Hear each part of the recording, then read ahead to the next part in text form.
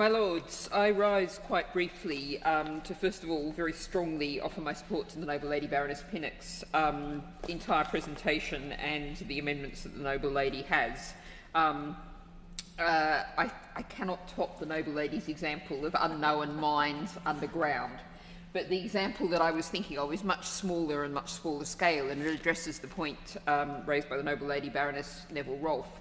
She said that those mines, etc., the physical infrastructure, should be on the record, and okay, I think we all know they're actually very often not.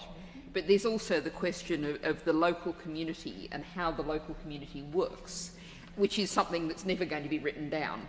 And the example that I was thinking of actually comes from central London, from Camden Borough.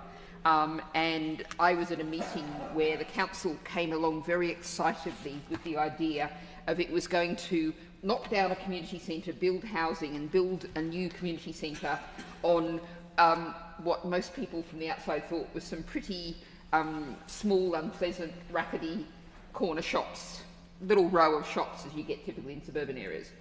And the council officers were visibly astonished, and the local councillors were visibly astonished, when local people, mostly elderly, were just absolutely up in arms and horrified about the idea of these shops being demolished. And what they said was, we're not mobile enough to get to Camden High Street. And we're scared of the traffic on Camden High Street and the speed at which it goes. Even though these shops are probably both very expensive and don't have a great range of goods, etc., we hugely value these shops. Now that's just a small scale example of the fact of how communities work is something that only the communities themselves very much know. And if they'd had input earlier on, there wouldn't have been the same lots of very angry pensioners at that meeting as we actually saw.